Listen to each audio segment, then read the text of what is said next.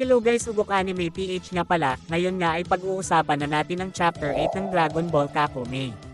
Pero bago ko ito simulan ay mag-like at subscribe na kayo sa ating YouTube channel para lagi kayong updated sa video na ating gagawin about sa Dragon Ball Kakome.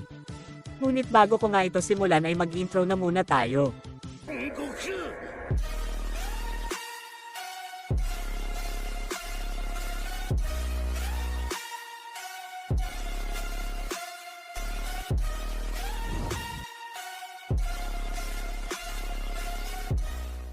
Bago ko simulan ang chapter na ito ay mag-recap na muna tayo sa last chapter. At sa last chapter nga ay ating nakita ang balak gawin dito ni Vegeta Kandakaba, kung saan ay nagsagawa nga dito sila Vegeta ng isang night training para mas lalo pang mag-improve sila Kaba. At dito nga din ay napagpasyahan ni Vegeta na gamitin ni Broly ang Super Saiyan nito para nga labanan sila Caulifla, Kaba at Kale. At dito na nga papasok ang chapter 8 na pinamagatang Solo vs Trio. At sa unang panel nga ay ating makikita dito si Vegeta na mukhang kakatapos lang sa isang matinding training. Habang sila Kale, Kaba at Caulifla ay kasalukuyan nakahiga sa moment na ito. Itong si Broly naman ay ating makikita na kasalukuyan nakatayo dito at ito nga ay mukhang galing din sa napakatinding laban. Sa point na ito ay dahan-dahan ngang tumayo si Caulifla dito at sinabi na wala nga daw duda magkatulad nga daw ng potential itong si Broly at Kale. Dito nga ay sinabi ni Vegeta sa kanyang sarili na na-reach na nga daw ni Broly ang lakas na kailanman ay hindi pa niya nakita, at ang lakas nito ay hindi katulad ng lakas na ipinakita niya sa amin dati noong mga araw na naglaban kami kasama itong si Goku. Dito nga ay nagsalita itong si Vegeta at sinabi nito na Kale, pinabilib mo ako kagabi, sigurado ako na ikaw ang magiging magaling na teacher para kay Broly. At ikaw naman Caulifla ay kailangan mong malagpasan ang stage na ito para ma-reach mo ang best asset mo. Mag-training ka ng para sa iyong sarili para madali mo nang magawa ang bagay na ito. Sa sinabi nga ni Vegeta ay nainas nga dito si Caulifla at sinabi nito na ipapakita nga daw niya ang lakas niya para ipamoka dito kay Vegeta. At masyado nga daw ma-pride itong si Vegeta. Tagot naman dito si Vegeta at sinabi nito na wag mong isipin na hindi ko yun alam. Tagot nga ulit si Caulifla at sinabi nito na umaga na, kailangan na natin ulit mag-training. Sila Kaba nga ay pumunta na ulit sa training place nila at nakita nga nila ang madaming tao dito. Salita nga dito si Kaba at sinabi nito na parang ang agap nga daw mag-training ng mga ito. Tagot nga dito ni Ruba na hindi, magdamag kaming nag-training dito. Sa point na ito ay nagsalita nga itong si Vegeta at sinabi nito na ngayon ay mas naiintindihan nyo na. At ang isang Saiyan nga dito ay nagpasalamat kay Vegeta kasi nga nagawa na nga daw niyang may palabas ang potential niya. At dito nga ay atin makikita ang sobrang daming mga Saiyan na lumapit kay Vegeta. Salita nga ulit dito ang isang Saiyan at sinabi nito na lahat yan ay mga kaibigan ng mga kaibigan ko, noong oras na sinabi ko sa kanila ang about dito ay napagpasyahan nila na sumama sa akin para mag-training din. Dito nga ay ating makikita ang mga bagong Saiyan na gusto talagang magpaturo dito kay Vegeta. Ang iba nga dito ay retired na sundalo at balak ng mga ito na mag-training kasama si Vegeta para nga mas lalo pa silang mag-improve.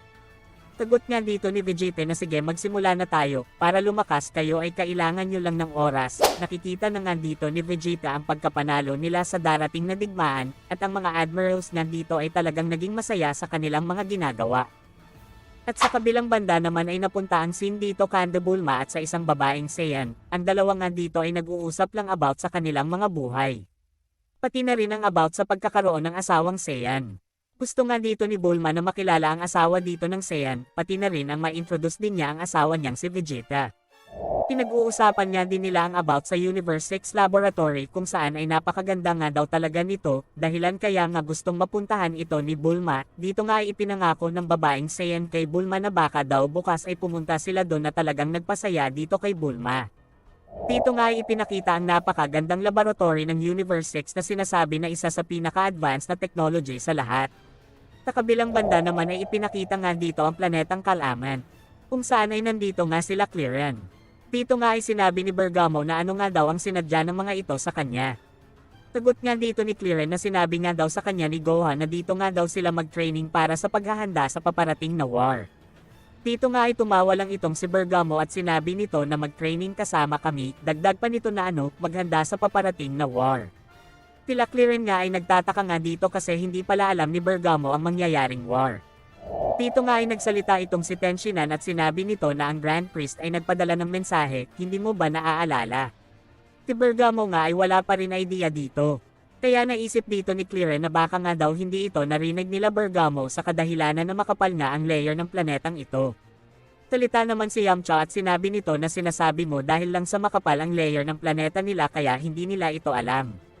Pero halos 1,000 na planeta ay alam ang balita na ito. Dito nga ay balak ni Clearen na ipaliwanag ang lahat kay Bergamo ngunit nagsalita nga ito at sinabi nito na sige mag-training na tayo, wag na tayong magsayang ng oras dito, kailangan kong makita kung worth it ba talaga kayo. Dito nga ay naghanda na din sila Clearen para lumaban dito kay Bergamo. Dito nga ay mabilis na umatake si Tenshinhan dito kay Bergamo ngunit mabilis nang tinamaan dito si Tenshinhan ng isang suntok. Pero isang illusion technique lang pala yon na kinagulat dito ni Bergamo. Si Tenshinhan nga ay nasa likod lang pala ni Bergamo.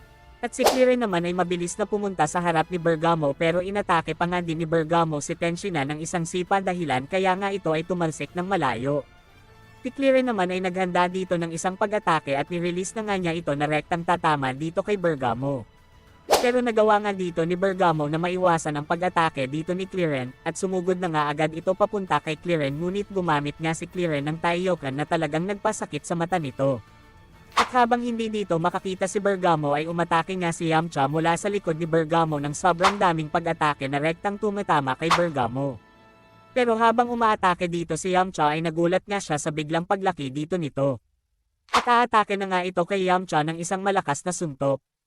Ngunit nagawa nga ditong maiiwas ni Tenshinhan itong si Yamcha sa ginawang pag-atake ni Bergamo.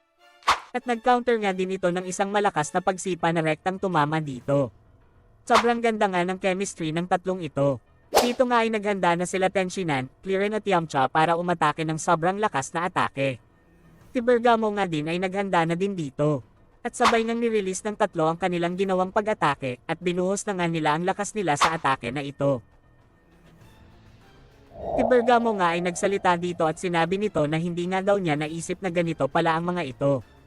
Gayunpaman ang dalawang kalbo na ito ay hindi naging effective sa Tournament of Power at hindi ko talaga ito maintindihan kung bakit. Ang tatlong ito ay lumalabas ang totoong lakas bagay magkakasama silang lumalaban pero bagay sa individual fight ay kulang pa sila. Sa moment na ito ay rektang ang tumama kay Bergamo ang atake nila Clearen at nagresulta nga ito ng sobrang lakas na pagsabog. After nga ng pagsabog ay ating makikita itong sila Clearen na kasalukuyan na nakahiga at malubha nga ang kalagayan ng mga ito dahil nga sa ginawa nilang pag-atake. Si Bergamo nga ay parang walang tinamong damage sa ginawang pag-atake nila Clearen at sinabi nga nito na malapit na nga daw siyang maging seryoso. At dagdag pa nito na ihanap na nga daw ang mga ito ng place para sa gagawin nilang training na agad namang sinanayunan dito ng kasama ni Bergamo. Sa kabilang banda naman ay napunta ang scene dito sa planetang Sidra. Dito nga ay atin makikita na nag-uusap nga dito ang Kai at ang God of Destruction kung saan ay sinasabi nga nito na meron na nga lang daw silang 2 taon para ma-finalize ang kanilang plano. Kailangan na nga nilang mauna bago pa makareact ang mga ito. Dito nga ay parang naririnig ni Ma ito ang pinag-uusapan ng mga ito kaya tinanong niya ito kung ano nga daw yon. Sagot nga dito ng Kai na wala nga lang daw ang mga yon. Salita nga ulit si Ma ito at sinabi nito na sagutin mo ang tanong ko. Sa point na ito ay nagsalita nga dito ang God of Destruction na si Sidra at sinabi nito na wala nga lang daw yon. Si Ma ito nga ay nagsalita dito at sinabi nito na ngayon ay titignan ko ang lahat ng gagawin mong galaw Sidra. Salita na dito ang Kai at sinabi nito na hindi nga daw sila gagawa ng kakaibang galaw kaya wag nga daw mag-alala itong si Ma ito. Kailangan natin laging mag-usap ng face to face para na din para maiwasan ang divine conflict. Sagot nga dito si Ma ito at sinabi nito na mabuti. Sa kabilang banda naman ay balik ang scene dito kay Clearen kung saan ay atin makikita na puro benda na nga ang mga ito.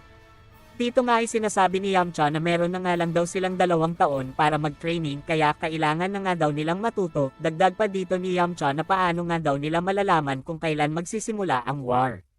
Sagot nga dito ni Bergamo na si Lord Sidra nga daw ang nakakaalamnan at sila ay mapapagkatiwalaan sa bagay na yan.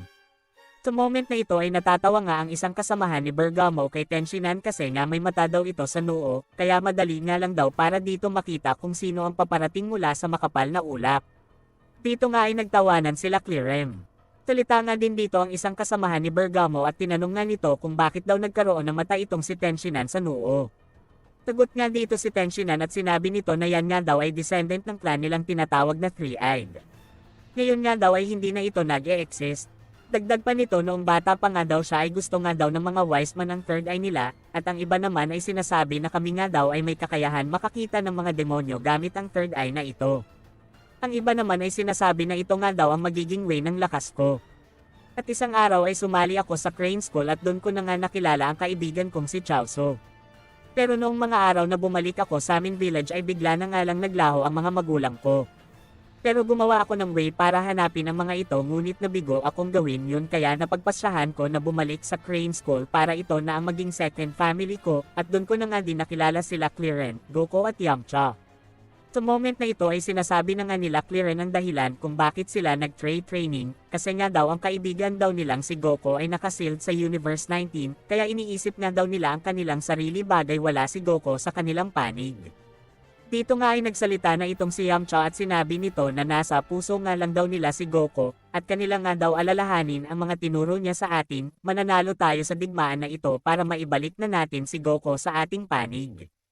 At dito na nga natapos ang chapter na ito, 1,000 likes guys para sa next chapter.